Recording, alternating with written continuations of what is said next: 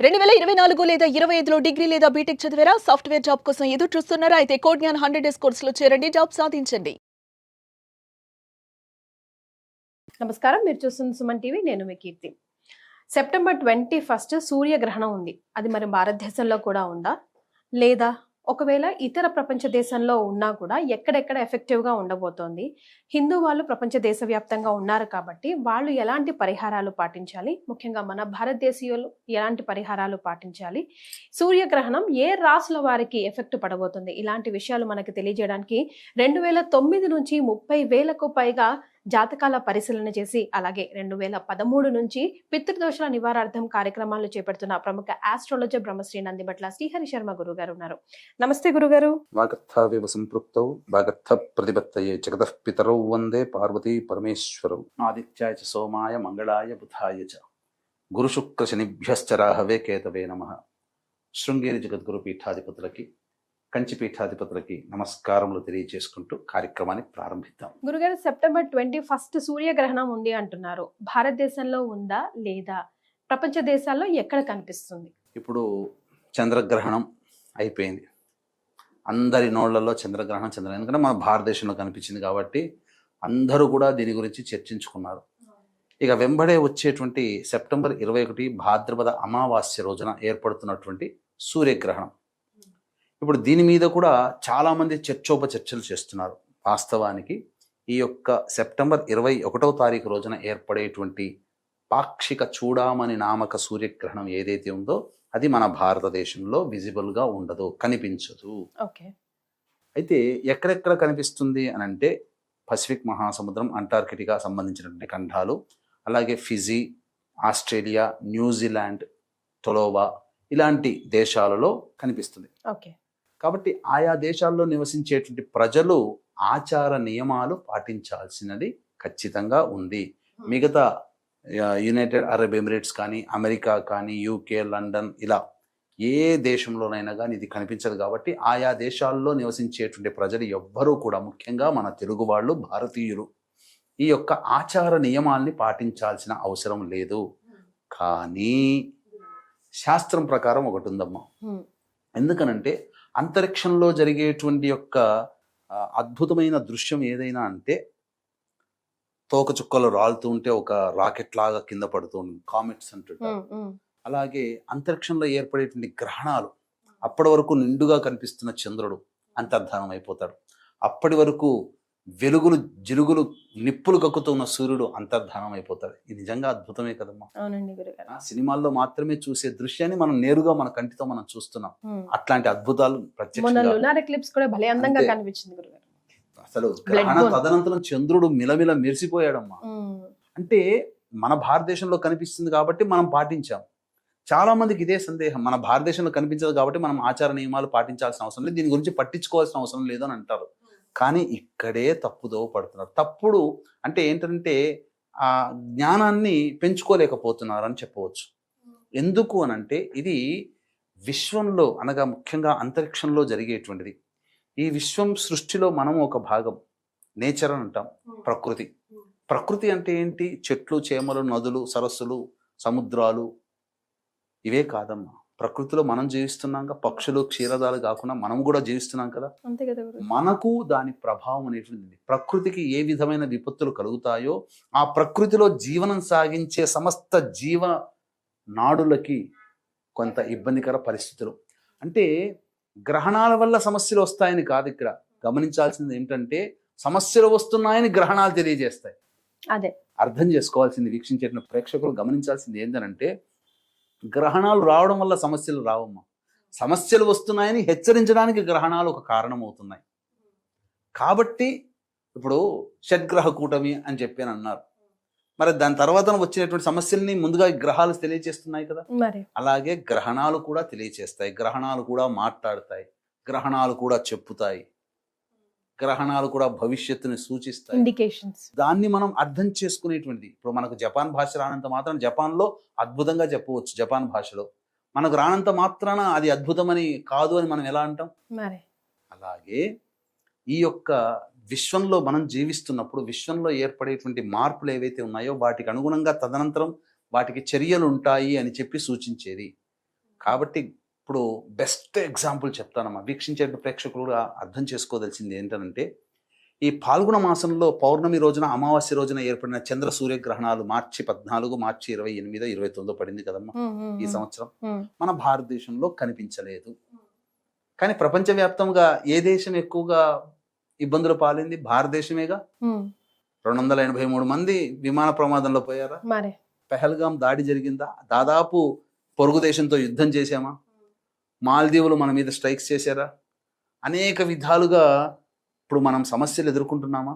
ప్రపంచం ఎదుర్కొంటుంది, కానీ మనం ఎదుర్కొంటున్నాం. అందులో భాగం ఆల్రెడీ మనకు చాలా సందర్భాల్లో మొన్నటి చంద్రగ్రహణంలో కూడా చెప్పాం, ఒకే నెలలో 2 గ్రహణాలు ఒకే నెలలో ఏర్పడినప్పుడు వచ్చేటువంటి ప్రభావాలు ప్రపంచవ్యాప్తంగా ఉంటాయి. అందున భాద్రపద మాసంలో ఏర్పడిన చంద్రగ్రహణము 21వ తారీఖు రోజున ఏర్పడే సూర్యగ్రహణ ప్రభావం ఏదైతే ఉందో దాని ప్రభావం వలన హైందవేతరులు, సనాతన ధర్మాన్ని పాటించనటువంటి వాళ్ళు, సనాతన ధర్మానికి విద్రోహులు ఎవరైతే ఉన్నారో వాళ్ళకందరికీ కూడా అరిష్టము అని చెప్పి మనకు చెప్పబడి ఉంది శాస్త్రంలో.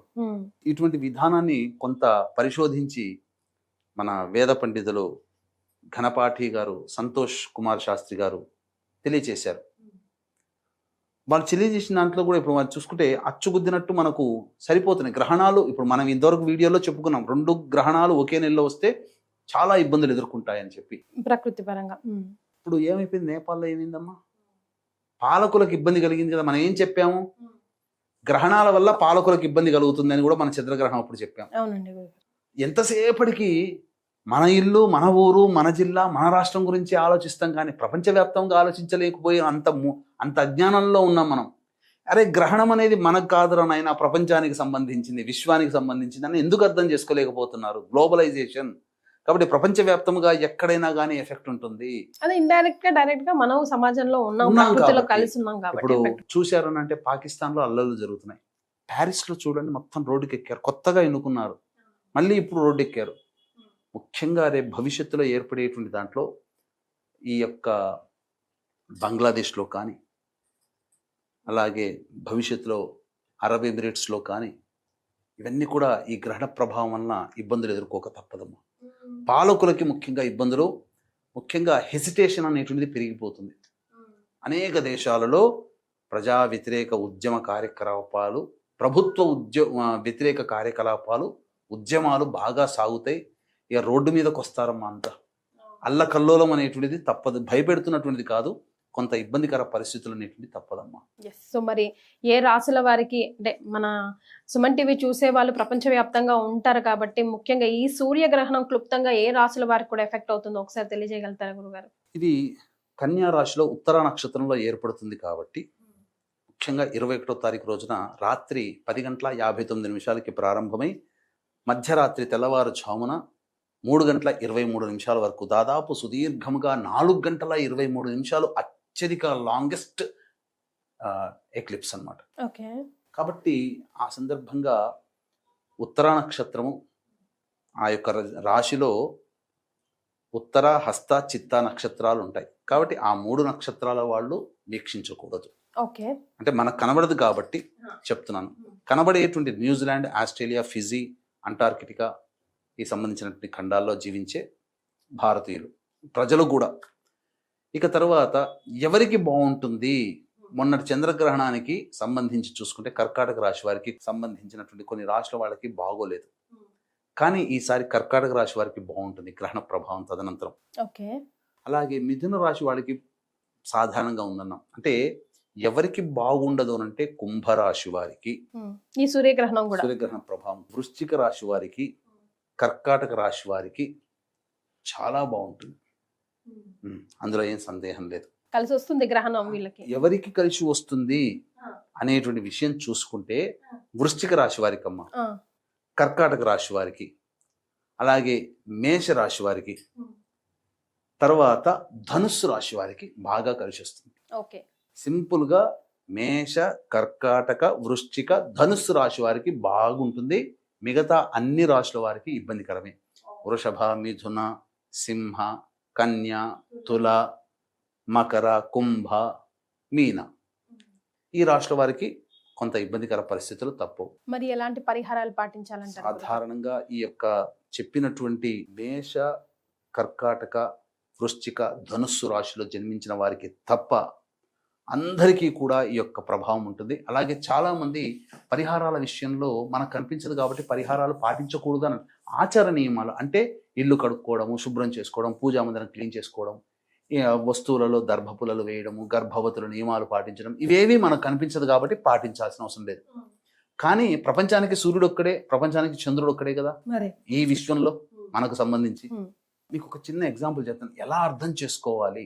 మనకు బాగా ఉన్నటువంటి సూర్యుడు అక్కడ ఎందుకు గ్రహణం పట్టబోతున్నాడు? మన తండ్రే ఉన్నాడు, మన తల్లే ఉంది, ఇద్దరు ఎంప్లాయీస్ అనుకుందాం.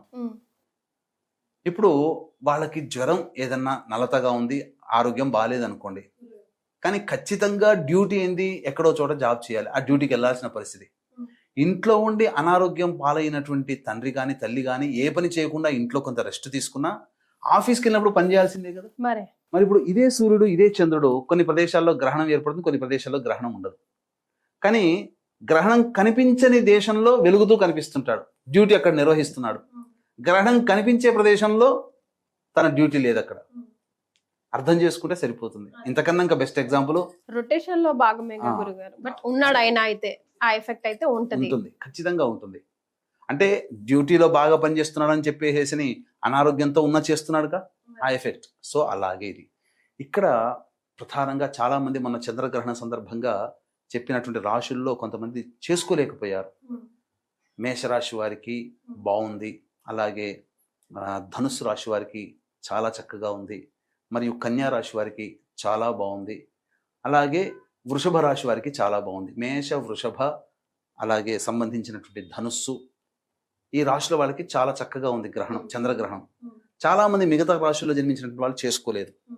అటువంటి వాళ్ళకి ఈ గ్రహణ సందర్భంగా అవకాశం కాబట్టి ఆ సమయంలో మేల్కొని ఇష్టదేవత ఆరాధన చేయడం చాలా మంచిది. అందుకనే దీన్ని దృష్టిలో పెట్టుకుని చాలా మంది ఈ గ్రహణ సందర్భంగా మన శాంతి కార్యక్రమాలు మిస్ అయిపోయారు. అటువంటి వాళ్ళ కోసం ఈ గ్రహణ సందర్భంగా, సూర్యగ్రహణ సందర్భంగా మన పీఠం ఆధ్వర్యంలో 22వ తారీఖు రోజున చంద్రగ్రహణం, ఎందుకంటే చంద్రగ్రహణం అయిపోయింది కదా అని అనుకోకండి. అయిపోయిన తర్వాత ఏ నక్షత్రంలో పడింది? శతభిష పూర్వభాద్ర నక్షత్రంలో పడింది. మళ్ళీ పూర్వభాద్ర నక్షత్రం వచ్చే లోపల చేసుకోవాలి. అయితే దసరా నవరాత్రిలో ప్రారంభం రోజు మరీ ముఖ్యంగా గ్రహణం వెళ్ళిన తెల్లారి కాబట్టి ఇది చాలా అనుకూలమైనటువంటిది. కాబట్టి ఖచ్చితంగా మనం ఈ దసరా వెళ్ళిన తెల్లవారి రోజున ఈ చెప్పబడినటువంటి 12 రాశుల వాళ్ళు కూడా ప్రభావం ఉంటుంది కాబట్టి చేసుకోవడం చాలా ఉత్తమం. మిగిలిన వాళ్ళు ఈ కార్యక్రమంలో పాల్గొన్నటువంటి వాళ్ళకి శక్తిపాతం చేసినటువంటి కరుంగలి మాల ఇవ్వడం జరుగుతుంది.